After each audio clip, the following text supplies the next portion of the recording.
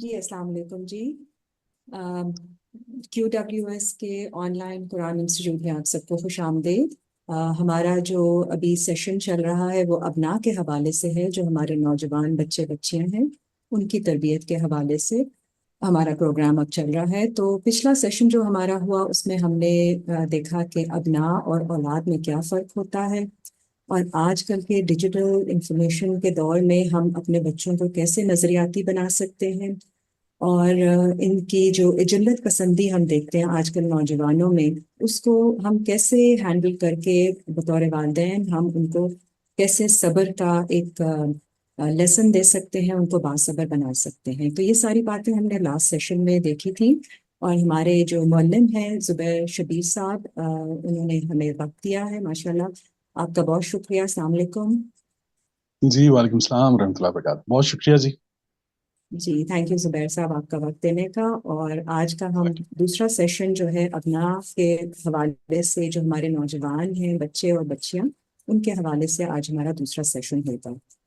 तो ज़ुबैर साहब, मैं आपसे सवाल करना चाहूँगी कि आजकल हम देखते हैं कि बच्चे वालिदैन की बात को नहीं सुनते हैं।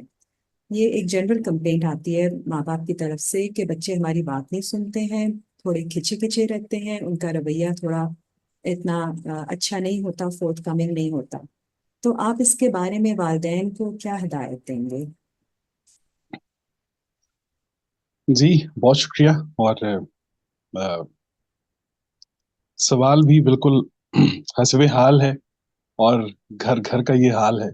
और हर बिल्कुल जी। तरफ यही एक शिकायत, ये सवाल कि औलाद जो है, एक तो वो खिंचे खिंचे रहते हैं, दूसरा जब वो बोलते हैं तो वो बस इंसान ख्वाहिश करता है कि ये खामोश रहें तो जी ज्यादा बेहतर।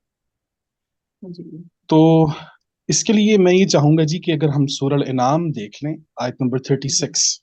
जी काइंडली मेरी ये दरखास्त है तमाम अहबाब से कि अगर वो अ, कुरान में सूरह नाम आयत नंबर 36 निकाल लें जी तो जी। बात जरा वाज़ेह हो जाएगी। आयत है जी, औज़ु बिल्लाहि मिनश शैतानिर रजीम, बिस्मिल्लाहिर रहमानिर रहीम। इन्नमा यस्तजीबुल लज़ीना यस्मऊन। तर्जुमा ये है जी कि मानते वो हैं, यानी कबूल वो करते हैं जो सुनते हैं, जो सुनते हैं। ये जो यस्मऊन का लफ्ज है ना जी, ये बहुत बड़ी हिदायत है और बहुत बड़ी कामयाबी है कि अगर इसका फलसफा हम अपनी औलाद को बताने में या वालिदैन को समझाने में अगर हम कामयाब हो जाएं, अपने माशरे में अगर ये माहौल पैदा करने में कामयाब हो जाएं कि माशरे में सामे कैसे पैदा किया जाता है, या वो माशरे कौन हैं, कौन से हैं जिनके पास, जिन्हें सुनने की तमीज है।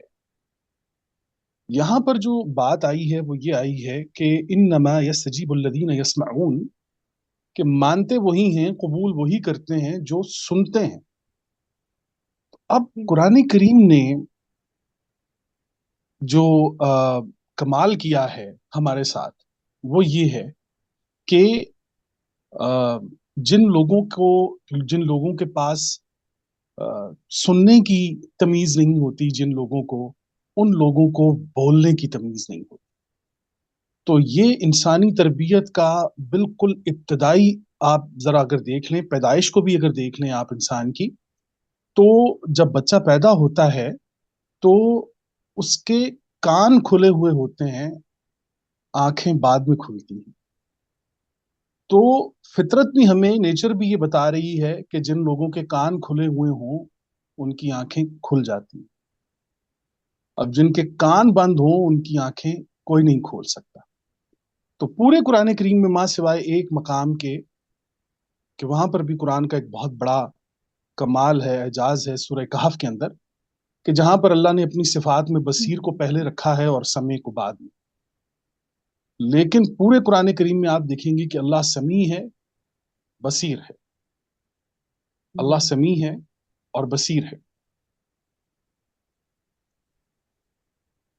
अब جب ہم یہ دیکھتے ہیں کہ اللہ نے پورے قرآن کریم میں سمیع بصیر سمیع بصیر سمیع بصیر کی جو پوری تکرار ہمیں ملتی ہے، تو وہاں سے انسانیت کے لیے ایک بڑا زبردست پیغام یہ ہے کہ اگر ہم اچھے سامع بن جائیں، ہمیں سننے کی تمیز آ جائے، تو یقیناً ہمیں بولنے کی تمیز آ جائے گی۔ تقریباً میں نے ابھی تک جتنے بھی لوگوں کو، باشعور لوگوں کا میں نے مطالعہ کیا ہے، دیکھا ہے، ان کو سمجھا ہے، ایک چیز میں نے ان لوگوں کی ذات کے اندر دیکھی ہے کہ وہ بہترین لسنرز ہوتے ہیں، بہترین لسنرز ہوتے ہیں، ان کو سننے کا سلیقہ آتا ہے۔ ہمارے ہاں سب سے بڑا مسئلہ یہ ہے کہ ہمیں سننے کا سلیقہ نہیں آتا۔ اب ہمارے ہاں سننے کے دو انداز ہوتے ہیں، ایک کہ آلریڈی ہم کسی بھی انسان سے مکالمے کے درمیان یہ طے کر چکے ہوتے ہیں کہ ہم نے اسے ریجیکٹ کرنا ہے، یہ عمومی ہمارا ایک رویہ ہے بات کرنے کا۔ تو ایک تو ہمارے درمیان اندر یہ چیز چل رہی ہوتی ہے کہ یہ جناب جو ہیں جتنی بات کر رہے ہیں، یہ بات بالکل جو ہے وہ میں نہیں مان رہا، اور دوسری بات، جہاں یہ بات ختم کریں گے وہاں پر میں نے ان کو کاؤنٹر اٹیک ان کے اوپر کرنا ہے، یعنی کہ میں اندر ہی اندر ایک جواب بھی سوچ رہا ہوں کہ جہاں پر یہ خاموش ہوں گے اور وہاں پر میں نے جو ہے وہ اب کیا بات کرنی ہے، یا میں نے کیسے ان کو سمجھانا ہے یا بتانا ہے۔ اس چیز کو سامنے رکھتے ہوئے ہماری یہ درخواست ہے تمام والدین سے بھی اور ابناء سے بھی کہ ہمیں جب تک سننے کی صلاحیت یا سننے کا نہیں پتا ہوگا، اس وقت تک ہمیں بولنے کی تمیز نہیں آئے گی۔ تو گھروں میں ماں باپ اور ابناء، ہماری اولاد جو ہے، اگر ان کو باقاعدہ طور پر بٹھا کر سننے کی صلاحیت ان کو سکھائی جائے کہ دیکھیے سننے کا سب سے خوبصورت طریقہ یہ ہے کہ آپ اگر کسی کے ساتھ مکالمہ کر رہے ہیں، کسی کے ساتھ بات کر رہے ہیں، تو 70% آپ اپنے اندر خیر شامل کر لیں، اور آپ نے 70% مکالمے کو، جس کے مکالمے کے لیے بھی آپ دیکھیے قرآن کریم میں دو لفظ آئے ہیں بہت کمال، سورہ المجادلہ کے آغاز میں آئے ہیں، مجھے یاد آ گئے، میں چلتے ہوئے یہ بھی بتا دیتا ہوں کہ سورہ المجادلہ میں ایک حوار، مکالمے کو کہتے ہیں حوار، اور ایک کہتے ہیں مجادلہ۔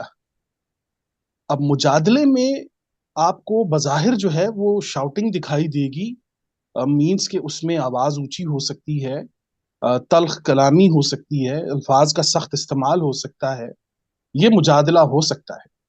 لیکن حوار کے اندر آپ دیکھیں گے کہ حوار کہتے ہیں کہ وہ کنورسیشن کہ جو خیر پر مبنی ہو اور ایکسیپٹنس کے اندر، ایکسیپٹنس پر مبنی ہو۔ تو قرآن کریم نے سورہ المجادلہ کی پہلی آیت میں یہ بتایا ہے کہ وہ ایک عورت آئی ہے آپ صلی اللہ علیہ وسلم کے پاس کہ جو جھگڑ رہی ہے اپنے شوہر کو لے کر، تو وہاں پر پہلے قرآن نے مجادلہ، یجادلو کا، آپ سے وہ مجادلہ کر رہی ہے، اور ساتھ ہی رسول اللہ صلی اللہ علیہ وسلم کی پریزنس کے بعد، آپ صلی اللہ علیہ وسلم کے مکالمے کے بعد، وہ جو کنورسیشن ہے اب وہ حوار کے اندر کنورٹ ہو، یحاورکما۔ تو اللہ آپ کی وہ ایکسیپٹنس والی جو کنورسیشن تھی وہ سن رہا تھا۔ اللہ نے یہ فرمایا ہے وہاں پر کہ آپ صلی اللہ علیہ وسلم کے پاس آنے کے بعد وہ جو مجادلہ تھا وہ حوار کے اندر کنورٹ ہو گیا ہے۔ ایک ہی آیت کے اندر کنورسیشن کے دونوں اسلوب بیان کر دیے گئے ہیں۔ تو ہمیں بھی اگر ہم اپنی اولاد کو یہ سکھائیں، اور اس میں ہمارے والدین کو بھی اگر یہ بات پتا ہو کہ ہمارے مکالمے کا اور سوال کرنے کا یا بات کرنے کا انداز جو ہو، اگر وہ 70% خیر پر مبنی ہوگا، تو اس کے بہت بہترین نتائج ہم دیکھ سکتے ہیں، اور ہم بہت بہترین نتائج تک پہنچ سکتے ہیں۔ تو یہ ایک طریقہ کار ہے کہ اگر ہم اس آیت کو سامنے رکھتے ہوئے یہ دیکھیں کہ انما یستجیب الذین یسمعون، تو اب یہ جواب کا مادہ ہے، یستجیب کا لفظ آپ دیکھیے، یہ جواب دینا جو ہوتا ہے، رپلائی کرنا، ریئیکٹ کرنا، یہ سارا یستجیب کے اندر آتا ہے۔ تو یہاں پر انما یستجیب میں یہ جواب کے مادے پر ہے، تو پتہ چلا کہ جسے سننے کی تمیز ہوتی ہے اسے جواب دینے کی تمیز ہوتی ہے، اور جسے سننے کی تمیز نہیں ہوتی اسے جواب دینے کی تمیز نہیں ہوتی۔ تو ہم نے اپنے بچوں کو بٹھانا ہے، بہت اچھے انداز میں ان کے سامنے ایکٹ کر کے دکھانا ہے کہ ایسے سنا جاتا ہے.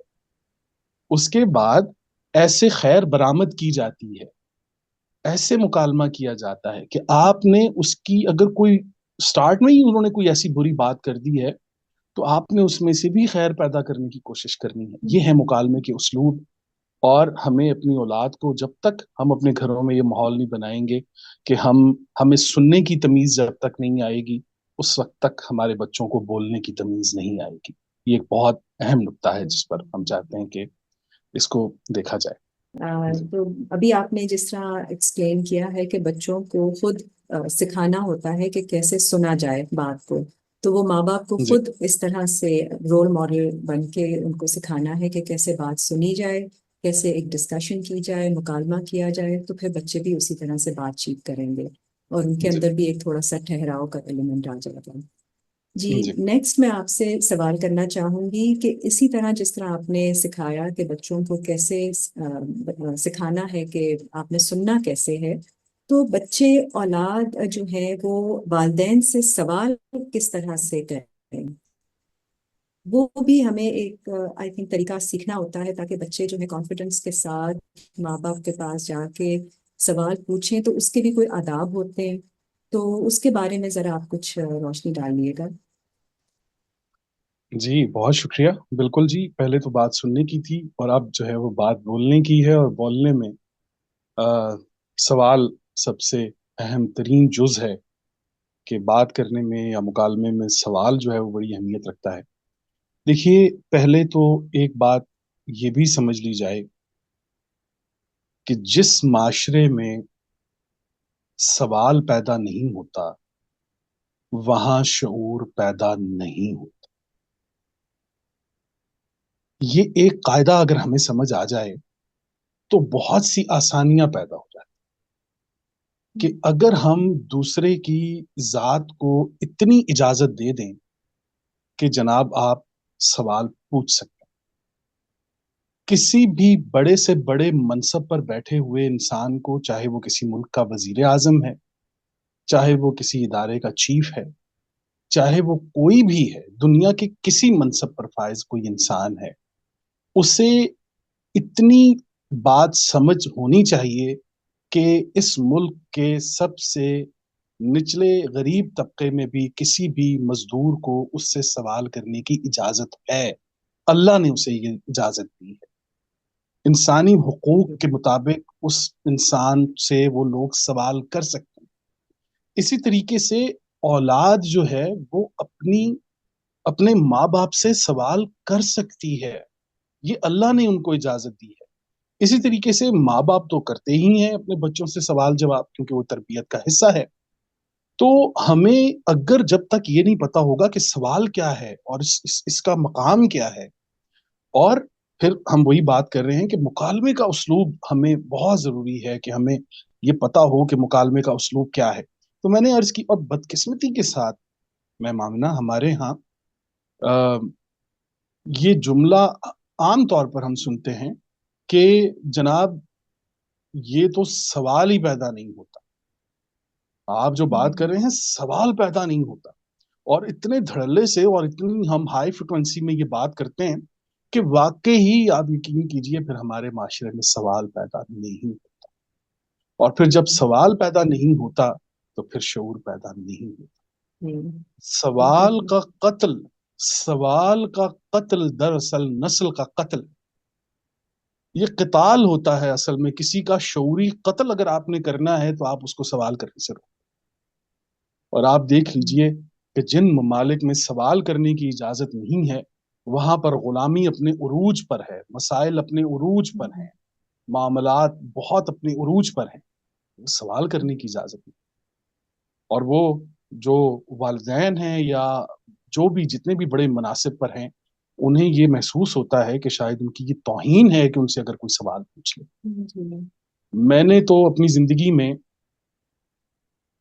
کچھ ایسے میں علم والوں سے ملا ہوں کہ یقین کیجئے ان کا علم خوف بن کر ان کے چہرے پر چپک جاتا ہے اور جرت نہیں ہوتی کسی انسان کی کہ ان سے کوئی بندہ سوال پوچھ سکے، کیونکہ انہوں نے اپنی اپنی شخصیت اور اپنی پرسنالٹی اس طرح کی بنا لی ہوتی ہے کہ دوسرا انسان جو ہے وہ اسی چیز میں کہ نہیں پتہ نہیں شاید یہ محترم برا نہ منا جائیں، اور اگر انہوں نے جواب دیا بھی تو ایسا مجھے جواب دیں گے نا کہ پھر میں نے دوبارہ کبھی سوال نہیں کرنا۔ تو ہمیں کم از کم جتنے بھی ہمارے جو علم والے لوگ ہیں ان کو میں یہ سمجھتا ہوں کہ ان کو یہ چاہیے کہ یہ حق دیں کہ سوال ہر انسان کا حق ہے۔ اچھا، اس سوال کی اہمیت کا اندازہ آپ اس بات سے لگائیے، میں پہلے بھی عرض کر چکا ہوں کہ سوال وہ کسوٹی ہے، سوال وہ کسوٹی ہے کہ جس پر ہمیں یہ پتہ چل سکتا ہے کہ سابقہ نبوت اور رسالت جس معاشرے یا جس ماحول میں آئی ہے، تو کیا اس معاشرے اور ماحول نے ان کی نبوت اور رسالت کو قبول کیا ہے؟ آپ یہ دیکھیے کہ سوال، یہ جو یسألون یہ جو ورڈ آتا ہے سوال کا، تو یہ وہ کسوٹی ہے۔ قرآن کریم نے اصل میں یہ بتا دیا ہے کہ قرآن کریم ہی وہ کتاب ہے جو آپ کو یہ بتا سکتی ہے کہ آج سے 4000 سال پہلے، 5000 سال پہلے، 5 لاکھ سال پہلے اگر کوئی نبی یا رسول آئے ہیں تو وہاں کے معاشرے نے، ماحول نے ان کو ایکسیپٹ کیا ہے کہ نہیں، وہاں پر نبوت ان کی اس معاشرے کے اندر انہوں نے کامیاب ہونے دی ہے کہ نہیں۔ انہوں نے تو اپنا 1000% کام کر دیا، لیکن کیا وہ اس معاشرے کے اندر کامیاب ہو سکے، اس معاشرے نے انہیں قبول کیا یا نہیں؟ تو اس کا جواب قرآن کریم دیتا ہے ایک ورڈ کے اندر، اور وہ ورڈ ہے یسألونک۔ یہ آپ سے سوال کرتے یہ آپ سے سوال کرتے ہیں، یسألونک۔ اب اس کے لیے آپ سورہ بنی اسرائیل، میں نے بس ایک آیت نکالی ہے، باقی تو بہت ساری آیات ہیں اس میں، کہ سورہ بنی اسرائیل آیت نمبر 85 آپ دیکھ لیجیے، تو یسألونک عن الروح، یہ آپ سے روح کے بارے میں پوچھتے ہیں، روح کے بارے میں پوچھتے ہیں۔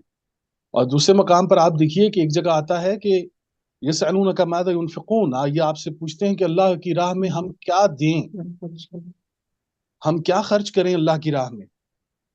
تو یہ یسألون کا لفظ بتا رہا ہے کہ آپ جب پورے انبیاء حضرت نوح علیہ السلام سے لے کر نبی صلی اللہ علیہ وسلم کی آپ پورے قرآن کو جب کھنگال لیں گے، آپ اس کو دیکھ لیں گے، تو آپ کو پتہ لگے گا کہ مکالمے کا سب سے بہترین اسلوب کہ جہاں پر معاشرے کے اندر سوال پیدا ہو گیا ہے وہ عہد محمد صلی اللہ علیہ وسلم۔ سابقہ جتنی اقوام ہے وہاں پر آپ کو سوال بہت کم، نہ ہونے کے برابر آپ کو سوالات ملیں گے، لیکن جو قرآن عہد محمد صلی اللہ علیہ وسلم کی طرف بڑھتا ہے، وہاں پر وہ بتاتا ہے کہ اب انسانیت اس مقام پر پہنچ چکی ہے کہ اب اس کے اندر سوال پیدا ہو چکا ہے، سوال کرنے والے پیدا ہو چکے ہیں، اور یہ کسی بھی نبی اور رسول کی کامیابی ہوتی، مکمل کامیابی، کہ جسے معاشرہ بھی قبول کر لیتا ہے۔ میں نے عرض کیا کہ یہ کہنا کہ نبوت اور رسالت کی کامیابی، تو وہ اپنی طرف سے 1000% انہوں نے اپنا کام بالکل عدل اور صداقت کے ساتھ کر دیا، لیکن کیا معاشرے نے انہیں قبول کیا کہ نہیں؟ اب معاشرہ اگر سوال نہیں کر رہا تو اس کا مطلب یہ نہیں کہ نبی جو ہیں وہ ان سے استغفر اللہ کوئی کمی کوتاہی ہوئی، نہیں، انہوں نے اپنا 1000% دیا۔ اور یہ تو یہاں سے ہمیں یہ پتہ ہونا چاہیے کہ یہ جو یسألون کا لفظ ہے، یسألون کا، یہ انسانیت کی بہت بڑی کامیابی ہے جسے قرآن کریم نے پیش کیا ہے۔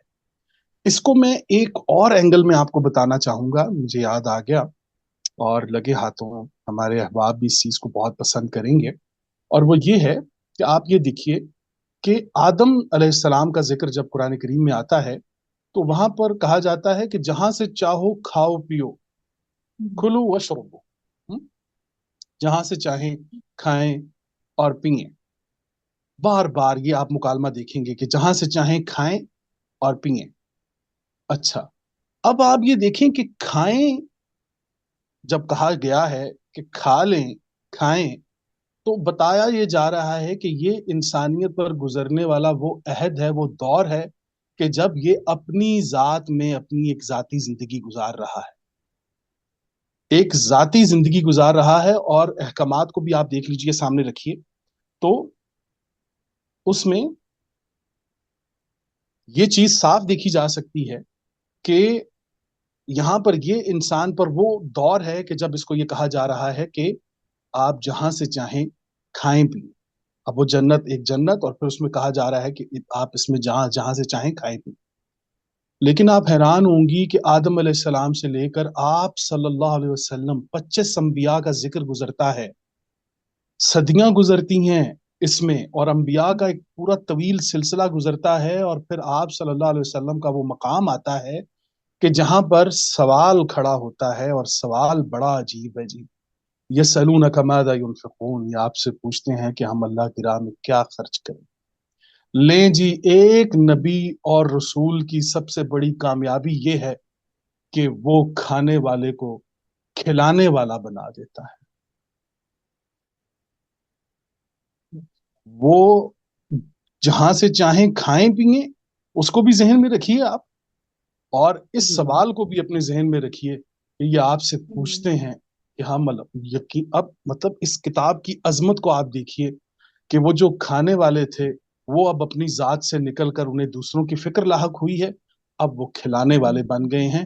تمام 25 انبیاء کی محنت اور ان کی نبوت اور رسالت کا یہ آخری عرق ہے، نچوڑ ہے، جو آپ صلی اللہ علیہ وسلم کے دور میں آپ کو ملتا ہے کہ انسان کو اتنے ہزاروں سال کے بعد اس شعوری تربیت میں یہ انسان اس مقام پر آج پہنچ چکا ہے کہ اب یہ کھانے کی بات سے نکل کر کھلانے کے مقام پر پہنچ چکا ہے. تو یہ سوال دیکھیں آپ، وہاں پر بھی یسألونک لفظ، تو یہیں سے آپ کو پتا چلے گا کہ جہاں پر سوال پیدا ہو جائے وہاں پر شعور پیدا ہو جاتا ہے. اچھا جی، اب دوسری ایک چیز جو آپ کا سوال تھا کہ سوال کریں کیسے، والدین کے ساتھ سوال کیسے کریں، کسی منصب پہ سوال کیسے کریں، کسی سے بھی. تو سوال کا بھی تو ہمیں پتا ہونا چاہیے نا کہ سوال کا طریقہ کار کیا ہوتا ہے. سوال کا پہلا طریقہ یہ ہوتا ہے جی کہ آپ نے اس بات پر اطمینان کر لینا ہے کہ میرے سوال کا مطلب دوسرے کی شرمندگی نہیں. میں نے اپنے سوال میں اتنا محتاط رہنا ہے کہ اگر مجھے 1% بھی یہ شائبہ ہے کہ یہ جس شخصیت سے میں مخاطب ہونے جا رہا ہوں انہیں میرے سوال کا جواب نہیں آتا، تو کوشش کیجئے کہ آپ تنہائی میں وہ سوال کیجئے، انہیں دنیا کے سامنے رسوا نہ کیجئے. انسانیت کو بچائیں، اس رشتے کو، اس تعلق کو بچائیں کہ وہ جو آپ کے سامنے بیٹھا ہوا ہے. اللہ نے اگر آپ کو کوئی علم دے رکھا ہے تو یہ اس علم کے ذریعے دوسروں کو آزمائش میں مت ڈالیں، دوسروں کو آزمائش میں مت ڈالیں. آپ دیکھیں پورے مکالمے جتنے آپ صلی اللہ علیہ وسلم کی اصحاب رسول اور اہل بیت کے ساتھ گزرا ہے، سب سے کم چیز یہ ہے کہ آپ صلی اللہ علیہ وسلم کا بتانے کا انداز یہ ہے کہ کیا میں آپ کو یہ عمل نہ بتاؤں، کیا میں آپ کو یہ ذکر نہ بتاؤں، کیا میں آپ کے سامنے یہ پیش.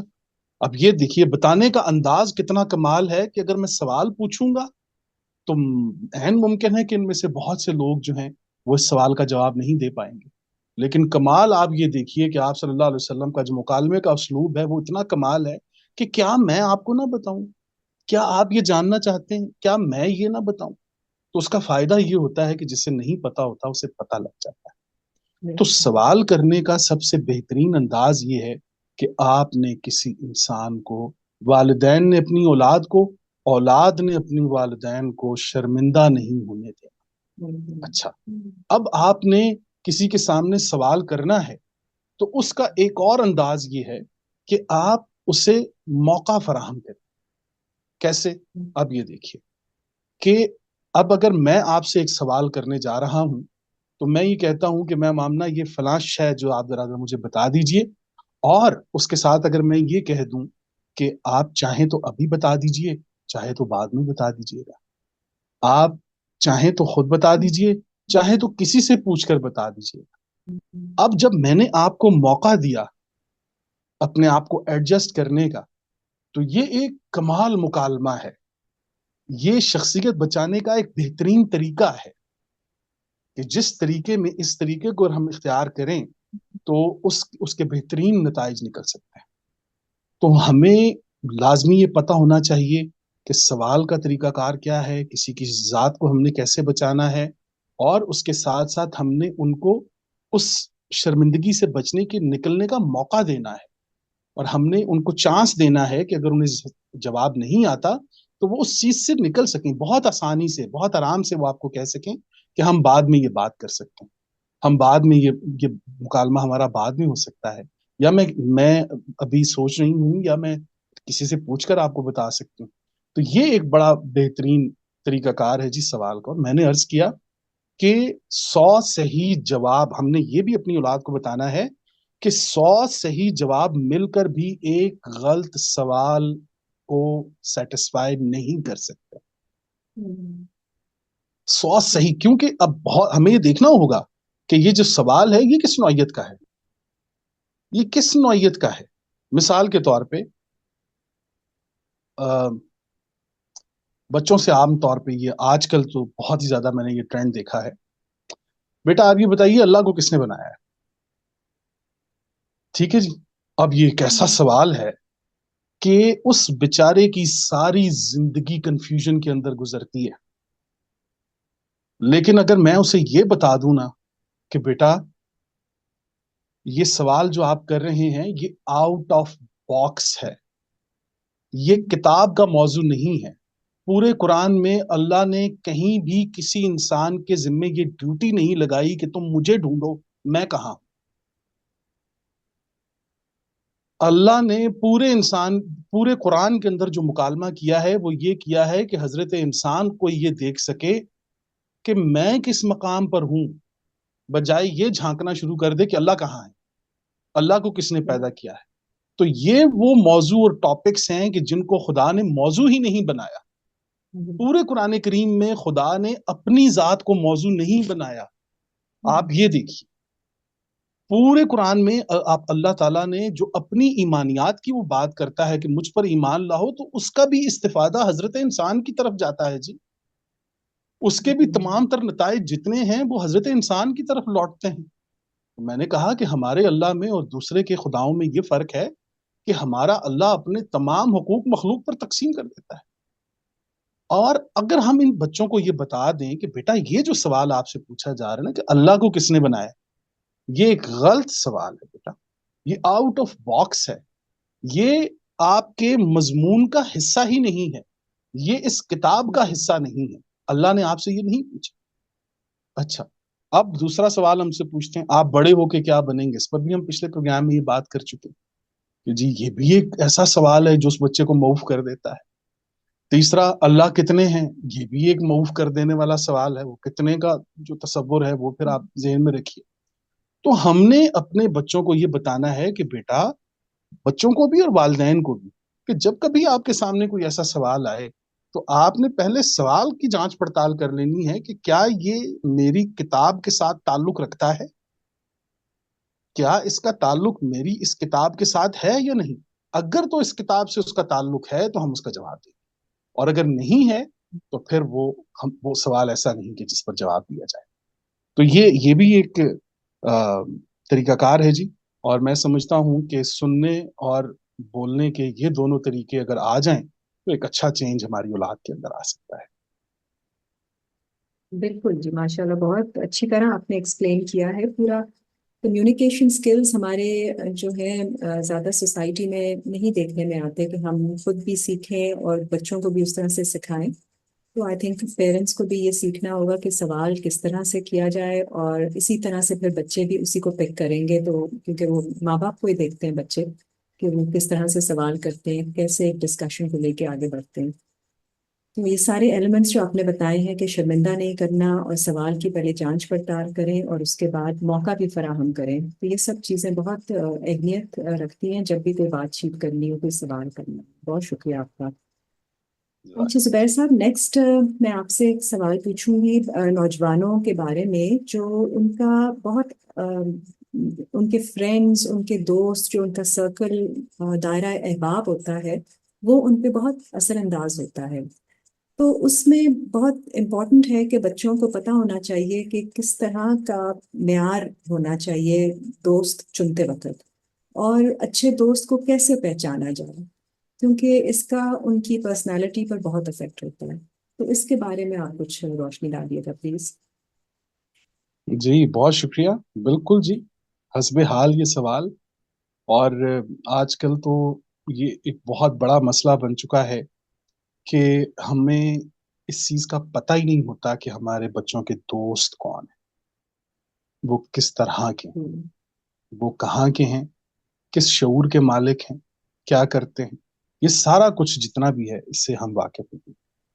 تو پہلے تو ہم یہ بتا دیں کہ یہ جو دوست کے لیے عمومی طور پر ہمارے ہاں ایک لفظ استعمال ہوتا ہے صدیق، قرآن کریم میں بھی آیا ہے، اور قرآن کریم میں جو جس مقام پر آیا ہے وہ مقام میرے لیے تو بڑا دلچسپ ہے، بہت ہی دلچسپ، کہ حضرت یوسف علیہ السلام جب قید میں تھے تو ان میں سے دو قیدی جو تھے، جو ایک جو تھا وہ مارا گیا اور دوسرا جو تھا وہ بادشاہ کے ہاں اسے نوکری مل گئی۔ تو بہت عرصے کے بعد جب وہ واپس لوٹا حضرت یوسف کے پاس وہ خواب کی تعبیر پوچھنے کے لیے، تو وہاں پر وہ اس نے جو الفاظ استعمال کیے ہیں، یا ایھا الصدیق، اے میرے یوسف، میرے دوست، وہاں پر صدیق کا لفظ اس نے استعمال کیا ہے۔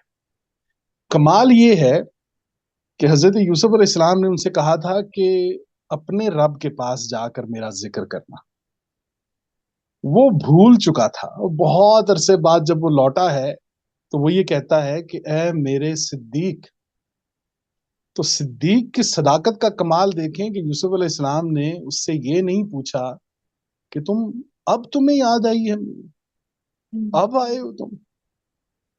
تو ایک تو دوست کی یہ جو ایک مثال ہمیں ملتی ہے نا، کہ دوست جو ہے وہ تسلیم کرتا ہے، وہ گلہ نہیں کرتا، وہ معاملات کو جانے دیتا ہے، وہ کسی بھی چیز کو لے کے ایشو نہیں بناتا، پہلی بات۔ اچھا، اب ہم ذرا لفظ صدیق کو دیکھ لیتے ہیں۔ صدیق اور پھر صدیق کے لفظ پر قائم ہونے والا لفظ صادق۔ صادق، آپ دیکھیے عرب معاشرے کے اندر ان کا کمال دیکھیں آپ، کہ صدق وہ سچ کو کہتے ہیں، وہ تعمیری سچ۔ صادق، صادق کہتے ہیں وہ سچ جو تعمیر پر مبنی ہو، جس میں دوسرے کی خیر موجود ہو، اس سچ کے اندر کسی قسم کی کوئی تخریب نہ ہو۔ آپ یہ دیکھ لیے کہ بہت سے لوگ جو ہیں وہ سچے ہوتے ہیں لیکن ان کا سچ تخریب پر مبنی ہوتا ہے۔ وہ کہتے ہیں کہ کوئی جھوٹا انسان اگر ایک دم سچ بولنا شروع ہو جائے تو سمجھ جائیں کہ سچ خطرے میں ہے، کیونکہ وہ سچ اس کو تخریب کے طور پر استعمال کرے گا۔ تو صادق کہتے ہیں وہ سچا انسان کہ جس کا سچ تعمیر پر مبنی ہو اور پوچھنے پر سچ بتائے۔ کمال یہ دیکھیے آپ، بلا وجہ سچ بول کر کسی کو کسی نقصان کے اندر مبتلا نہ کرے، یہ ہے صادق۔ اور یہ وہ لقب ہیں دونوں جو آپ صلی اللہ علیہ وسلم کو صادق اور امین کے طور پر دیے گئے ہیں۔ تو آپ یہ دیکھیے کہ اچھا، اب صادق اور صدیق، حضرت ابوبکر صدیق رضی اللہ تعالیٰ عنہ، ہم واقف ہیں ان سے، اچھا ان کو صدیق کا لقب دیا گیا۔ تو صدیق عرب معاشرے کے اندر اس انسان کو کہتے ہیں کہ جو آزمائش کے بعد آپ کا دوست بنا ہو، یعنی کہ آپ نے آزما لیا ہو، بہت سے مقامات پر دیکھ لیا ہو کہ یہ تو 1000% بھائی پورا اترتا ہے، یہ تو ثابت قدم انسان ہے، یہ تو ساتھ دینے والا ہے، یہ تو ساتھ چلنے والا ہے، احساس کرنے والا ہے۔ اور آپ دیکھ لیجئے کہ ایک مقام پر آپ صلی اللہ علیہ وسلم نے فرمایا ہے کہ میں سب لوگوں کا جو ہے وہ ادھار اتار سکتا ہوں، لیکن میں ابو بکر صدیق کے احسانات کو میں نہیں اتار سکتا، یہ قیامت کے روز اللہ ان کے احسانات کو اتارے۔ یہ بھی آپ دیکھیے صدیق، اب یہ بھی ایک دوست ہیں۔ تو ایک تو ہمیں یہ پتا ہونا چاہیے کہ اچھے دوست کی یہ صدیق، صادق، ان کے معنی ہمیں پتا ہو۔ سیکنڈلی ہمیں یہ پتا ہو کہ ایک مسلم اگر مجھ سے یہ پوچھے کہ اچھے دوست کی نشانی کیا ہے، کیسے پتا چلے گا میرا دوست جو ہے وہ سچا اور اچھا دوست ہے، تو میں اسے یقیناً یہ کہوں گا کہ اگر اسے دیکھ کر آپ کو اللہ یا اللہ کے رسول یا اللہ کی کتاب یاد آتی ہے تو یقیناً وہ آپ کے بہت اچھے دوست ہیں۔ یہ ایک مسلم کے لیے۔ اب ایک غیر مسلم ہم سے یہ پوچھے کہ آپ مجھے بتائیے جناب کہ میرے نزدیک ایک اچھے دوست کی نشانی کیا ہے، تو ہر وہ خوبصورت خیال جو آپ کو کسی ذات سے منسوب ہو، کسی دوست، کسی شخصیت کے ساتھ، کہ جسے سوچ کر آپ کو ایک خوبصورت خیال آئے، जिसे सोचकर आपको सुकून मिले। ये वो इंसान हो कि जहां आपको जब कहीं नहीं जाना, आपके पास जाने के लिए कोई रास्ता नहीं है, तो आप उसके पास चले गए बिना किसी वजह के, बिना किसी बात के। तो ये आपका दोस्त है। दूसरा, हमारे बच्चों ने एक चीज लाजमी अपनी जिंदगी में ये सीखनी है कि बेहतरीन दोस्त वो होता है जो किसी दोस्त के उठ जाने के बाद उस पर खैर और बरकत की बात करता है। वो किसी के उठने के बाद उस पर बैक बाइटिंग नहीं करता।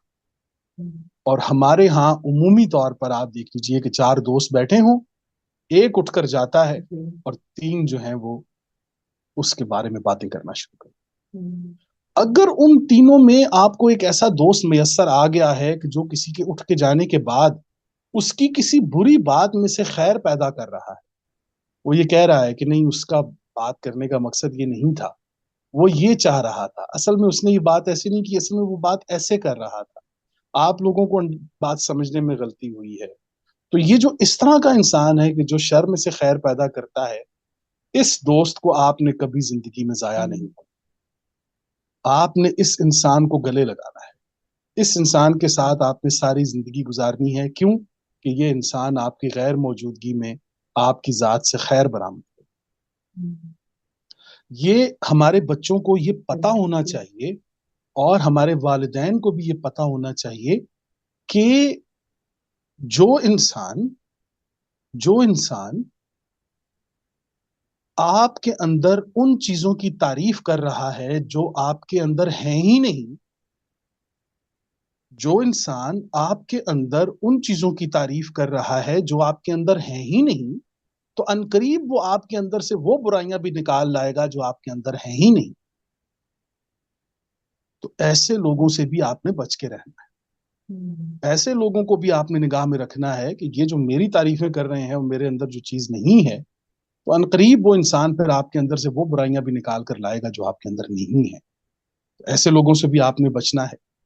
और बेहतरीन दोस्त वो है जो अपने दोस्त के किरदार को बुलंद रखे, वो अपने दोस्त के एतमाद को बुलंद रखे, जो किसी खैर के काम में वो दोनों जुट जाएं, मिल जाएं और फिर सारी जिंदगी उस काम के साथ, उस मकसद के साथ वो बंधे रहें। ये है बेहतरीन लोग, बेहतरीन दोस्त। लेकिन अभी हमारे यहाँ मसला ये है कि हम पहले दोस्त बनाते हैं, फिर हम उसे आजमाना शुरू करते हैं और फिर उस आजमाइश के बाद यकीनन हम तन्हा रह जाते। तो ये कुछ चीजें हैं जी, मैं समझता हूँ कि इनके ऊपर अगर हम काम करें तो हमारे बच्चों को बेहतरीन इसमें से सबक मिल सकता है, उन्हें बेहतरीन दोस्त मैसर आ सकते हैं। ये अहम तरीन चीजें हैं। जज़ाकल्लाह।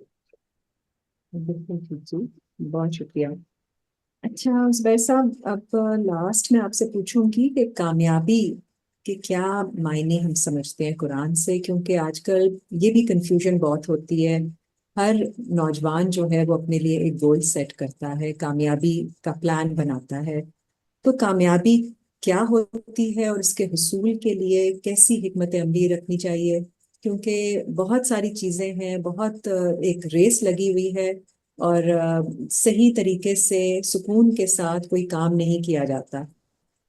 तो आपके ख्याल में कामयाबी को हम कैसे लें, नौजवानों को क्या सबक दें, और किस तरह से वो इसको हासिल करने के लिए अपनी वजाहत दीजिएगा।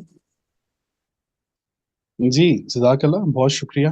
बिल्कुल जी, ये भी हमारे अपना को पता होना चाहिए कि पहले तो हम इस पर बात कर लेते हैं कि कामयाबी का लफ्ज जो है ये कुरान करीम में कहाँ पर आया है, किस जगह पर, किस मकाम पर या किस कैफियत में आया है। तो जनाब ये याद रखिए कि कामयाबी के लिए तीन बड़े अल्फाज आए हैं कुरान करीम में। एक लफ्ज है निजाह, निजाह। एक लफ्ज है फलाह, फलाह। और एक लफ्ज है फौज, जिसे फौजुल अजीम भी कहा जाता है। तीन अल्फाज हैं जी कामयाबी के लिए। जी, तो कामयाबी के लिए तीन बड़े अल्फाज आए हैं कुरान के। एक लफ्ज है नजाह, एक है फलाह, और एक है फौज। लेकिन चूंकि हमारे यहाँ उर्दू में हम इसको कामयाबी ही कहते हैं, लेकिन हम ये क्लियर नहीं करते कि ये कौन सी कामयाबी, और इन तीनों के अलग अलग अल्फाज क्यों इस्तेमाल किए हैं कुरान में। तो आप ये देखिए कि नजाह कहते हैं कि वो कामयाबी जो हम चाहते हैं,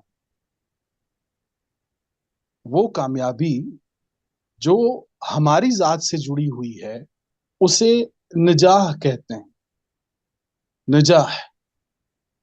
और वो कामयाबी जो अल्लाह चाहता है, उसे फलाह कहते हैं।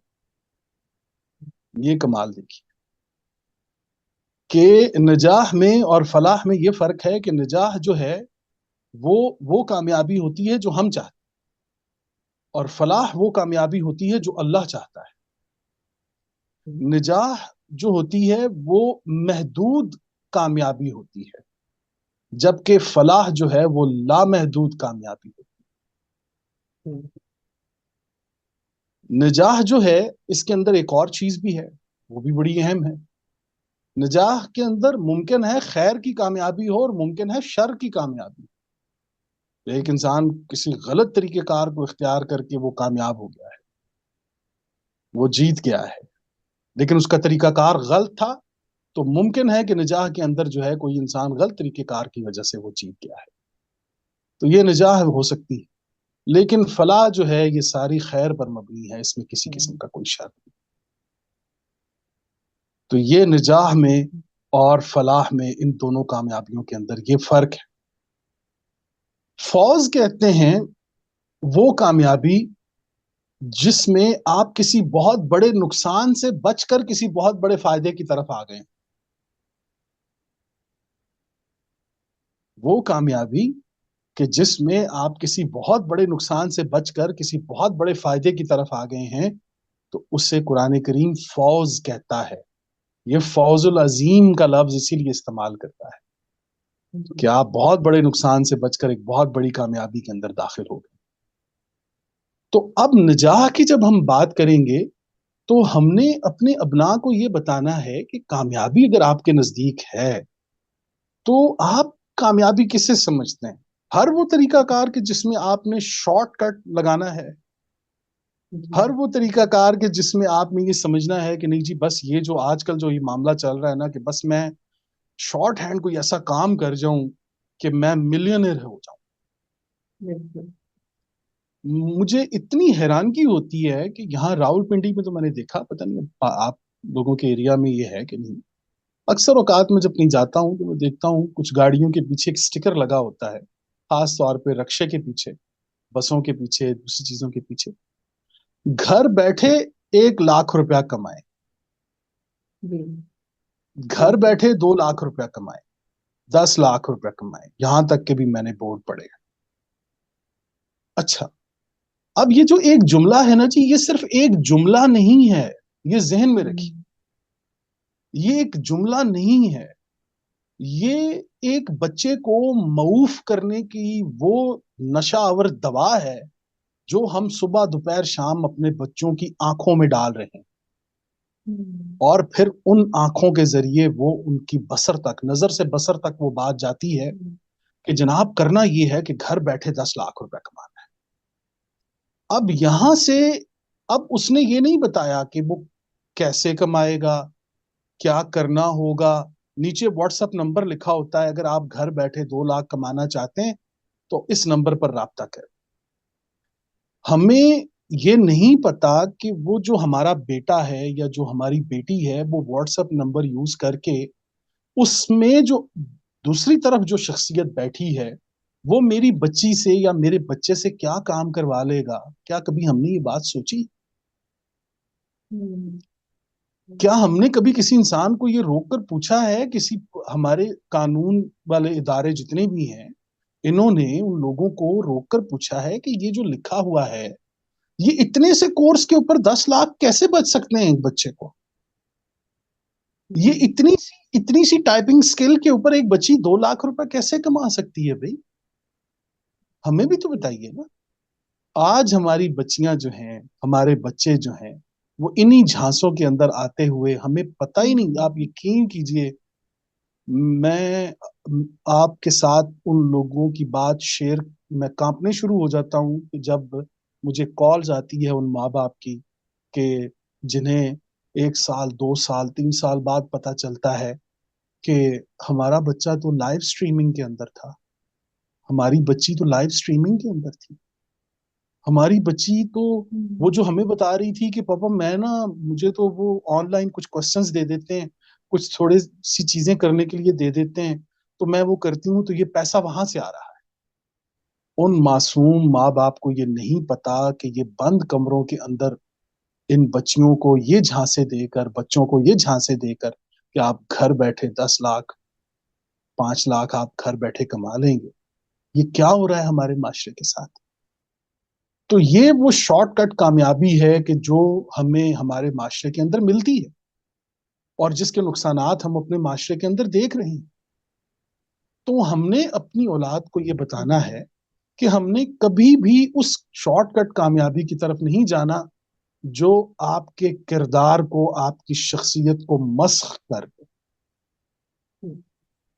ہمیں اپنی ذات کو, اپنی کردار کو سب سے پہلے بچانا ہے. یہ ہماری سب سے پہلی کامیابی ہے جو کہ ہماری ذات سے شروع ہوئی. اور پھر جو انسان اپنی ذات میں کامیاب ہو جاتا ہے, اپنی ذات کو بچانے میں, وہ پھر کائنات کو بچانے میں کامیاب ہو جاتا ہے. پھر وہ ساری باہر کی کامیابیاں اس کے لیے آ جاتی ہیں. آپ یہ دیکھیے کہ میں بہت سے پروگرامز میں بات کر چکا ہوں, بہت معذرت کہ مجھے یہ الفاظ میں یہاں استعمال کروں گا آپ کے سامنے, لیکن چونکہ یہ ہمارے معاشرے کا سچ ہے. تو آپ یہ دیکھیے کہ اس سے ہوتا کیا ہے کہ میں اپنی بیٹی کے ساتھ جا رہا ہوں اور ایک ایک دیوار پر یہ لکھا ہوا ہے اور ابھی بھی لکھا ہوا ہے. میں حیران میں اس بات پر ہوں کہ میں نے 2 دفعہ کلر لے کر اس کو میں نے مٹایا, اس کے باوجود وہ وہاں پر لکھ دیا جاتا ہے اور وہ ابھی بھی لکھا ہوا ہے. تو میں اپنی بیٹی کے ساتھ جا رہا ہوں اسے اسکول چھوڑنے, تو وہ مجھ سے, میری بیٹی یہ پوچھتی ہے کہ پاپا یہاں پہ ڈاگی کہاں پہ ہے. تو میں نے کہا ڈاگی تو کوئی نہیں ہے یہاں پہ, لیکن جو دیوار پر لکھا ہوا تھا وہ یہ لکھا ہوا تھا کہ دیکھیے جناب, استغفر اللہ, I'm sorry کہ میں یہ ورڈ یوز کر رہا ہوں, دیکھیے جناب یہ کتے کا بچہ پیشاب کر رہا ہے. آپ ذرا یہ ورڈنگ دیکھیے. اور صبح دوپہر شام ہمارے بچے اس دیوار کے پاس سے گزر رہے ہیں.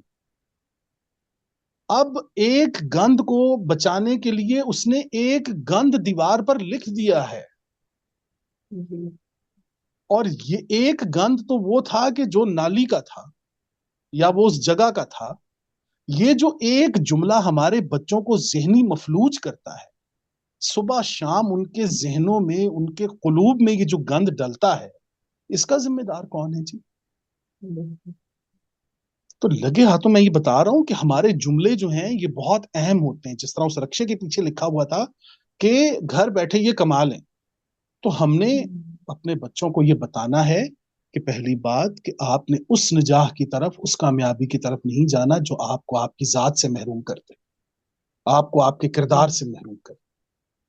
آپ نے اس فلاح کی طرف جانا. اب دیکھیے فلاح کہتے ہیں کسان کو. اذان میں بھی ہمارے بچے سنتے ہیں حی علی الفلاح, حی علی الفلاح. اچھا جی, اب فلاح جو ہے, اب فلاح کہتے ہیں کسان کو. تو کسان کو اگر آپ نے دیکھنا ہو تو یہ عمومی عام اب دیکھتے ہیں اپنے گاؤں میں, اپنے علاقوں میں, کہ وہ صبح اٹھتا ہے, وہ اپنا سامان اپنے کندھے پر رکھتا ہے, وہ اپنا بیلچا, اپنا سارا سامان کھودنے کا, اور وہ نکل جاتا ہے کھیتوں کی طرف. لگاتار 3 مہینے 4 مہینے, یہاں تک کہ 6 مہینے کی فصل, صبح خالی ہاتھ جاتا ہے, خالی ہاتھ واپس لوٹتا ہے. دیکھنے والوں کے لیے تو وہ ایک تماشا ہے, ٹھٹھے کرنے والوں کے لیے, مذاق اڑانے والوں کے لیے کہ یہ صبح خالی ہاتھ جاتا ہے, رات ٹوٹا ہوا شام کو یہ واپس لوٹتا ہے, تھکا ہارا, برے حال, لیکن اس کے ہاتھ میں کچھ نہیں. اجلت پسند لوگ اس طرح کی باتیں کرتے ہیں.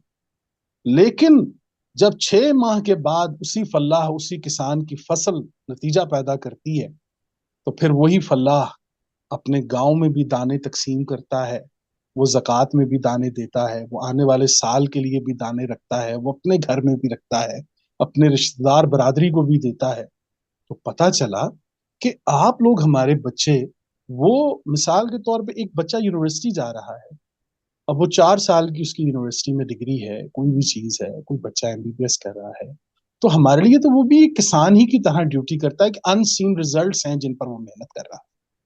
اسی طریقے سے کوئی ایک بچہ ہے کسی غریب بھائی کا کہ وہ اس کا بیٹا درزی کا کام سیکھتا ہے، اس کے میکینک کا کام سیکھتا ہے، صبح جاتا ہے شام کو واپس لوٹتا ہے، ہاتھ میں کچھ نہیں ہے، دکھائی تو یہی دے رہا ہے کہ یہ تھک رہا ہے، اس کی فضول محنت، لیکن آپ یقین کیجئے کہ جب ایک وقت آتا ہے، ایک مقام آتا ہے کہ جب اس کا وہ عمل نتیجہ پیدا کرتا ہے، تو پھر وہی بچہ جو ہے وہ معاشرے کے لیے خیر بن جاتا ہے۔ تو آپ نے ہمیشہ، ہم نے اپنے بچوں کو، ہماری اولاد کو یہ پتا ہونا چاہیے کہ ہم نے فلاح کی طرف جانا ہے۔ اولئک هم المفلحون جو قرآن کریم نے کہا ہے، یہ ہیں وہ فلاح والے۔ یہ فلاح والے کرتے کیا ہیں؟ اقیموا الصلاۃ وآتوا الزکوٰۃ، صلاۃ قائم کرتے ہیں اور زکوٰۃ ادا کرتے ہیں۔ یہ فلاح دیکھیے آپ کتنی کمال ہے کہ اس نے اس معاشرے کو، کتنا کمال انداز ہے قرآن کریم کا کہ جہاں پر آپ کی صلاۃ، آپ کی صلاۃ کی تقویم، آپ کی صلاۃ کا قائم ہونا زکوٰۃ پروڈیوس نہیں کر رہی، وہ صلاۃ خدا کی صلاۃ نہیں ہے۔ آپ یہ دیکھیے کمال قرآن کریم، اقیموا الصلاۃ وآتوا الزکوٰۃ۔ اگر میری نماز زکوٰۃ پروڈیوس نہیں کر رہی تو پھر مجھے دیکھنا ہوگا کہ میں کس کی نماز پڑھ رہا ہوں، کم از کم یہ خدا کی نماز تو نہیں ہے، اس اللہ کی نماز تو نہیں ہے۔ تو ہمیں اب کم از کم اس نظام کی طرف آنا ہوگا جو اللہ نے ہمیں دے رکھا ہے، ہمارے بچوں کو بھی، وَاسْتَعِینُوا بِالصَّبْرِ وَالصَّلَاةِ، استعانت حاصل کرو صبر کے ساتھ اور صلاۃ کے ساتھ۔ تو ہم نے، ہمارے بچے جو ہیں ان کی کامیابی جو ہے وہ ایک تو اس فلاح کی طرح محنت کے اندر ہے، دوسری کامیابی جو ہے وہ صبر کے اندر ہے۔ وَاسْتَعِینُوا بِالصَّبْرِ وَالصَّلَاةِ، استعانت حاصل کرو صبر کے ساتھ اور صلاۃ کے ساتھ۔ تو صبر کو صلاۃ سے بھی مقدم رکھا ہے قرآن کریم میں۔ تو ہم نے اپنے بچوں کو یہ بتانا ہے کہ آپ نے صلاۃ قائم کرنی ہے، آپ کی نماز زکوٰۃ پروڈیوس کرے گی۔ اگر آپ کی نماز زکوٰۃ پروڈیوس نہیں کر رہی تو پھر آپ کس کی نماز پڑھ رہے ہیں مجھے نہیں پتا، یہ میں نہیں جانتا آپ کس کی نماز پڑھ رہے ہیں۔ اللہ کا جو حکم ہے وہاں پر تو ہر ایکٹ ہے اور اس کے ساتھ اس کا نتیجہ ہے، نتیجہ پیدا ہونا چاہیے اور ہوگا۔ یہ ہماری اولاد کی فلاح ہے، اور یہ ہیں وہ مفلحون جن کا ذکر قرآن کریم کرتا ہے۔ صبر کی بات کے لیے میں آپ سے بس ایک بات کرنا چاہوں گا کہ آپ سورہ کہف کو نا، پوری سورہ کہف کو اگر نچوڑ لیں، پوری سورہ کہف کو، تو آپ کو وہ جو خاص طور پر واقعہ ہے حضرت خضر اور موسیٰ علیہ السلام کا، آگے چل کر آپ دیکھیے تو حضرت ذوالقرنین کا اور وہ دوسری قوم کا، اس سے پہلے آپ اصحاب کہف کو دیکھ لیجئے۔ تو تینوں چاروں واقعات کو جب آپ دیکھیں گے تو آپ وہ جو 2 جنت والے ہیں ان کو بھی دیکھ لیجئے، کہ پوری سورت کو جب آپ نچوڑیں گے نا تو ایک چیز سامنے آئے گی، اور وہ یہ کہ انسان کے لیے دنیا کا سب سے مشکل ترین کام یہ ہوتا ہے کہ وہ عمل اور نتیجے کے درمیان صبر کرنا سیکھ جائے۔ تینوں چاروں واقعات میں آپ کو ایک چیز سملر ملے گی، اور وہ یہ ملے گی کہ عمل اور نتیجے کے درمیان صبر نہیں ہو رہا، قوم جو ہے وہ صبر نہیں کر رہی۔ تو جن لوگوں کو صبر کا مفہوم مل جاتا ہے، پتہ لگ جاتا ہے کہ ہمارے بچے، پہلی بات کہ ان کو محنت کرنا ہو۔ پاکستان میں 2 پاکستان ہیں، ایک پاکستان جو ہے وہ 7 بجے اٹھنے والا ہے، ایک پاکستان دن 12 بجے 1 بجے اٹھنے والا ہے۔ یہ جو 12-1 بجے اٹھنے والا پاکستان ہے نا، اس کا اپنے مستقبل سے اور پاکستان کے مستقبل سے کوئی تعلق نہیں۔ وہ جو 7 بجے اٹھنے والا، جو فجر کے ٹائم نماز کے لیے اٹھنے والے لوگ ہیں، بچے، جو خواتین، جو فیملیز اٹھنے والے ہیں، یہ ہیں وہ لوگ کہ جو خود بھی بچیں گے اور پاکستان کو بھی بچائیں گے، یہ اسلام کو بھی بچائیں گے، یہ نظام بھی قائم ہے۔ یہ 12-1 بجے اٹھنے والے بچے نہیں۔